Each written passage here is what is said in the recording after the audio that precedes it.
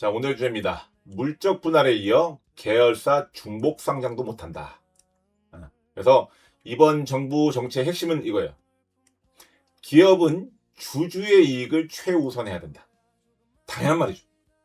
미국 시장이 건전하게 우상향할 수 있는 가장 근간이기도 합니다. 자, 한 주를 갖고 있는 사람과 A라는 사람과 B라는 한 주를 갖고 있는 사람이 동일하게 평가받아야 돼요. 왜? 주식회사니까.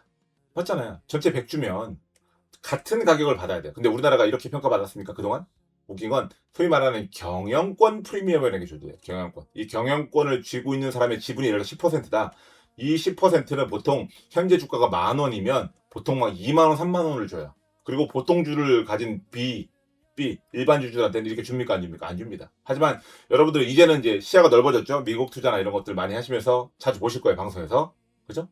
일반인들, 대주주들 어떻습니까? 동일한 가격을 줍니다. 동일한 가격. 근데 이게 당연한 거예요. 이렇게 상식적인 걸 우리나라는 법으로 만들어야 됩니다. 굉장히 창의적인 나라예요. 근데 법이라는 건 항상 늦게 따라오잖아요. 근데 너무도 상식적이고 당연한 것도 법이 없으면 우리나라는 편법으로 피해나가는 그런 아주 어마어마한 나라고, 가장 큰 문제는요. 기업은 솔직하게 얘기합시다. 자, 기업은 어떤 집단이에요? 이익 집단이에요. 이익 집단. 그럼 기업에서 이런 행동을 하는 건 맞습니까? 틀립니까? 맞죠. 내가 기업해도 이렇게 할 것 같아. 아니, 맞잖아요. 기업은 이익 집단인데. 근데 자, 그러면 어떤 집단이 이렇게 하면 안 돼요? 금융당국. 그죠? 정치. 이 사람들은 이렇게 하면 됩니까? 안 됩니까? 안 되죠. 왜? 이 사람들은 우리 편이어야 되죠. 왜? 공무원이니까. 권한을 위임받은 자들이니까. 근데 어떻게 됩니까? 이자들도 이들 편이고, 이자들도 이들 편이에요. 왜? 왜? 국민들한테는 돈이 나오지 않아요. 일반 주주를 챙겨준다고 해서 돈이 나오지 않는다고요. 우리 솔직해집시다. 이 사람들이 왜 이쪽 편을 들까요? 여기 나가면 일로 취업하거든요. 이 사람들이 왜 이쪽에 더 유리한 판결이나 이런 것들을 제도 개선을 안 할까요? 뻔히 알고 있으면서. 정치인들이 이런 제도가 불리하다는 걸 모르고 있을까요? 알고 있죠. 근데 왜 지금까지 애써 못 본 척했을까요? 이게 돈이 되기 때문이죠. 얘들 후원금 누가 채워주는데? 우리 좀 솔직하게 얘기합시다. 이런 얘기 사람들이 잘 못하더라고, 무서워서. 근데 우리 솔직해져 봅시다. 이거 몰라요? 이거 모르는 분 계십니까? 맞잖아요. 그래서 보고도 못 본 척, 알아도 모른 척. 왜? 수백만 개미들이 자빠지면 자기들한테 콩고물이 떨어지거든. 근데 이 사람들은 뭐 힘도 없고 권한도 없고 아무것도 없어. 알바노야, 알바노. 근데 이런 구조를 어쨌든 적극적으로 깨는 법안들이 연속해서 나오고 있습니다. 일단 물적 분할은 무조건 막혔고요. 그리고 이것들을 또 이제 편법화할 수 있는 계열사들 중복 상장도 못하게끔 막는 입법이 발의가 되었습니다. 그래서 세부 내용을 좀 보면, 자, 대상 기업 공정거래법상 대규모 기업 집단, 계열회사거나 상장 모회사의 지분율이 30% 이상인 기업. 좀 어렵게 돼 있어요. 근데 어떤 분이 쉽게 풀어주셨는데, 일단 그렇게 생각하시면 돼요. 시총이 5조 원 이상인 기업 A라는 기업이 있다고 쳐요. 이러면 얘는 일단 대기업으로 들어가는 거예요. 근데 이 A 기업이 밑에 하위 이제 막 계열사들 있잖아요. 막 여기저기 짱방울 회사들 있을 거냐. 그 기업 지분의 30% 이상을 보유하고 있다. 그러면 얘도 해당이 되는 거예요. 얘는 상장 못해요. 왜?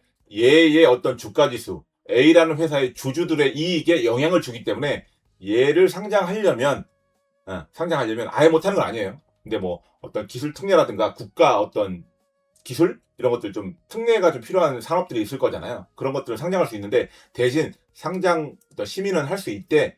이 A라는 회사의 주주들에 대해서 이익이 훼손되는 거에 대한 대책을 강구해야 돼요. 그러면 자 보세요. A라는 회사에서 요 기업을 상장시키고 싶어. 얘가 캐시카우야. 그냥 내비두기 낫까. 왜? 상장을 하면 어쨌든 돈을 땡길 수 있잖아, 시장에서. 그래서 돈을 좀 당겨야 돼. 그럼 어떻게 할까? 옛날에는 아무나 그냥 하면 돼요. 근데 지금 어떻게 한다? 이 A 주주, 즉 우리 같은 개미들한테 보상 방안을 제시해야 돼요. 이 계열사 우리가 지분 들고 있는데 이렇게 해서 IPO를 좀 하겠습니다. 대신에 이 기업들 IPO하면 뭐 지분을 준다든가, 아니면은 뭐 특별 배당을 준다든가, 이런 식으로 기존에 갖고 있던 주주들의 어떤 가치가 희석되는 것들, 손해 보는 것들에 대한 대책을 강구를 해야 됩니다. 그래서 규제 방안을 보면 중복 상장 대상 기업에 대해서 원천적 일단 금지입니다. 그죠? 아예 금지예요. 안 돼. 그리고 두 번째, 국가 첨단 전략 사업 등에 속하면 예외적 허용. 아까 말씀드린, 그죠? 첨단 전략 사업은 좀 키워줘야 되잖아. 그죠? 그죠? IPO를 해야 자금을 조달하니까. 왜냐면 우리가 주식시장에서 돈을 버는 것도 중요하지만 기업들에게도 혜택을 줘야 돼. 그건 당연한 거예요. 그래서 돈이 없을 때 시장에서 조달을 해야 돼요. 근데 정부가 명분 삼은 것도 이거예요. 야, 너네들 급할 때는 시장에서 조달하더니 왜 돈을 나눠 먹을 때 따로 나눠 먹어? 정말 요번에 그 똑똑하신 분들이 많은 것 같아요. 이게 본질이잖아요. 시장에서 돈을 조달하는 거 해야지. 오케이, 맞아. 근데 이건 굉장히 위험한 투자잖아요. 망하면 한 푼도 못 받는 거잖아요. 유한 책임회사잖아요, 주식회사는. 근데 돈을 벌었어, 다행히. 그러면 나눠 먹어야지, 과실을. 왜 너 혼자 처먹으려고 들어? 여기 뭐가들 딱 짚은 거예요. 근데 이걸 모르는 사람이 있었냐고요, 그동안. 다 알죠. 근데 다 모른 척 했는데, 어쨌든 이번에는 전면적으로 시행이 됐습니다. 그리고 예외 기업은 모회사 이사회 결의를 의무화해야 됩니다. 아까 얘기했죠? 주주에 대한 보상 방안을 이사회에서 의결해서 꼭 진행을 해야 됩니다. 그리고 소액주주 보호 대책도 필수로 진행을 해야 된다. 라고 진행이 되어 있습니다. 그래서 이제 그 인터넷에 보시면 이제 관련 기업들이 좀 떠 있어요. SK라든가 HD 현대, DN 한화, 현대차, 그리고 아까 그 조윤우님이 질문했던 현대차, 보스턴 다이내믹스 이거 상장한다던데요. 요 상장이 이슈가 되고 있습니다. 이거 못하는 거 아니냐. 그래서 여기에는 지금 안 나와 있는데 사실 지금 시장에서 가장 큰 평가를 받는 건 LS그룹입니다. LS그룹. LS그룹에서 요 중복 상장 금지와 관련된 주가들이 지금 막 방방방방 날아가고 있습니다. LS에 투자하신 분들 많이 계셨을 거잖아요. 참고로 한 6개월에서 한 1년 정도만 늦었으면 LS에 투자하신 분들 왕창 손실 봤을 겁니다. 이 법안이 안 나왔으면. 왜? 이미 다 쪼개서 상장하려고 다 스탠바이 하고 있었습니다. 에? 하위 계열사들 있죠? 얘들 다 상장하려고 준비하고 있었습니다. 근데 얘네들이 이 밑에 있을 때 이 가치가 같이 평가받았을까요? 따로 평가받았을까요? 같이 평가받았죠. 근데 얘를 똑 떼서 상장하면 여기가 끊어지잖아요, 고리가. 그럼 어떻게 될까요? 당연히 여기 주주도 손해를 봐요. 근데 이게 너무도 당연했다. 그리고 심지어 여러분들 몇 개월 차이로 지금 세입한 거예요. 조금만 늦었어도 여러분들 LS 이쪽에 투자하신 분들, 상장회사에 투자하신 분들은 이 하위 계열사들 파악 못하고 계신 분들은 또 뒤통수 맞았을 겁니다. 그런데 지금 보시면 왜 이렇게 계열사들을 상장을 하려고 하냐? 자, 이유가 있겠죠. 물론 아까 말씀드린 것처럼 시장에서 자금을 조달하는 역할도 있을 거예요. 근데 자, 우리나라의 요 모 기업들입니다. 조금 유명한 기업들 90개 기업이 2,000개 이상의 비상장 계열사를 보유하고 있답니다. 어마어마한 거예요. 그러면 이런 비상장 계열사를 왜 자꾸 밑에서 야금야금 보유하고 있고 키우고 있을까요? 이유가 있죠. 쌈짓돈 빼먹거나 아들, 딸들을 위한 기업이에요. 상속세를 안 내야 되니까. 그죠? 기업이 딱 있어요. 근데 얘가 막 커요. 이제 막 매출도 잘 나고 그러다가 이제 기업을 넘겨줘야 돼. 근데 이렇게 넘겨주면 어떻게 됩니까? 안 되잖아요. 그러니까 어떻게 돼? 비상장 계열사 하나를 딱 해서 얘를 이쪽에다 이제 일감을 몰아주든 뭐 어떻게든 이쪽에 있는 애들 협박해갖고 야 이쪽에다가 이렇게 해서 얘를 등치를 막 키워요. 그럼 얘가 돈이 생기잖아요. 아들내미 딸내미 돈이 생기잖아요. 그리고 얘 주가 있죠. 여러분들이 투자하고 이 주가를 막 눌러. 그죠? 그래서 얘가 막 주가가 막 PBR이 막 0.3, 0.4가 돼. 그럼 어떻게 돼? 얘가 이걸로 해서 주식을 팔아서 왕창 매수 들어가는 거예요. 그리고 주가는 조금 반대가. 그리고 이쪽에 있는 있죠. 이쪽에 있네. 상장할 거잖아요. 그죠?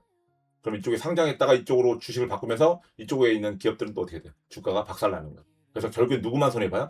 우리들만 손해를 본다. 개미들만. 그 과정에서 이쪽에 있는 위대하신 분들의 아들내미 딸내미들은 안정적으로 아버지의 회사를 물려받는다. 이게 우리나라의 어떤 그동안의 세습을 위한 카테고리였잖아요. 방법들이었잖아요. 주요 루트였잖아요. 근데 이걸 몰랐냐 지금까지 수십 년 동안. 잘 알고 있었다. 너무도 당연히 잘 알고 있었지만 아무도 우리들을 위한 편을 들지 않는다. 왜? 우리 편을 들어서 이득 볼 게 아무것도 없다. 힘없는 자들은 아무도 편을 들지 않는다. 왜? 이득 볼 게 없으니까. 하지만 기업의 편을 들면 여기서 콩고물이 엄청나게 떨어진다. 자기가 퇴직하고 이쪽으로 이제 뭐 임원으로 갈 수도 있고 정관예우 엄청나죠. 그리고 또 이쪽에 이제 후원금을 빵빵하게 쏴준다. 꽉꽉 채워드린다. 그죠? 이런 이유들 때문에 어쨌든 개인들이 굉장히 많은 피해를 보고 있었는데 이번에 이제 물적 분할에 이어서 계열사 중복 상장까지 못하는 법안이 발의되고 있어서 어쨌든 우리나라의 자본 시장이 좀 근본적으로 바뀌고 있다. 그죠? 그래서 주가 누르기 방지법, 계열사 중복 상장까지 금지가 되면서 앞으로 뭐 삼성전자, 하이닉스가 이제 뭐 앞으로 Q가 늘어나지도 못하고 이제 P를 늘리지도 못하는데 어떤 코스피 주가 지수의 탄력이 좀 멀어진 거 아니냐라고 생각을 했는데 아니다. 지금 기업들이 좋아서 실적이 잘 나와서 어떤 우리 나라의 어떤 이 주가 지수가 탄력을 받는 것 플러스 알파 지금 어떤 시장 운동장이 근본적으로 변하고 있으면서 앞으로 더 멀리 갈 수 있는 시장이 좀 열리고 있으니까 여러분들 제가 이런 이야기를 방송에서 공식적으로 계속 하게 될지는 참 꿈과도 같은 얘기인데 국내 시장에 어쨌든 장기 투자할 수 있는 어떤 이런 텃밭이 형성되고 있으니까 너무 막 급하게 투자하지 마시고 항상 일부는 조금 이런 정책 변화와 관련된 것들에 좀 투자해서 좀 끌고 가봐도 좋지 않을까. 그리고 미국 같은 거 투자할 때 뭐 SPY나 QQQ 이런 지수 관련된 상품들에 좀 장기 투자하시잖아요. 안전하다고. 그래서 국내에도 좀 그런 투자가 가능한 시장이 열리지 않고 있나 저는 개인적으로 그렇게 생각을 하고 있습니다. 아시겠죠? 그래서 오늘은 그 계열사 중복 상장이 굉장히 시장에서 큰 이슈인데 여러 가지 뭐 전쟁 이슈라든가 이런 걸 좀 묻히고 있어서 제가 오늘은 특별히 좀 갖고 와서 여러분들한테 한번 설명을 드렸고 좀 시장을 보는 눈을 조금 예전에 한 12년, 13년 동안 박스에 갇혀있던 형님 누님들 좀 시각을 좀 바꿀 필요가 있다. 그리고 늘 말씀드리지만 시장에 처음 들어오신 분들이 과감하게 투자를 하고 저처럼 시장에 좀 오래 있고 박스에 있던 사람들이 좀 과감하지 못하게 투자하는 경향이 강하거든요. 근데 어쨌든 국장에서는 조금 과감하게 투자를 한번 해보시는 것도 어떨까 싶습니다. 근데 그러기에는 오늘 매수 사이드카까지 걸려서 또 고민이 좀 깊어지는 것 같지만 어쨌든 다 팔고 다 떠나고 이런 행동을 하지 마시고 어쨌든 지주사라든가 저 PBR주도 좀 모으면서 장기로 좀 끌고 가 보시고 그다음에 이제 주요 실적을 잘 내는 반도체라든가 뭐 이런 기업들에 대해서 여러분들이 조금 좋은 실적을 좀 내셨으면 좋겠습니다. 그리고 플러스 알파로 이렇게 시장이 변하고 있으니까 앞으로 좀 더 한국 시장이 좀 탄력을 받지 않을까 저는 개인적으로 그렇게 생각을 합니다. 네, 국과장이었습니다.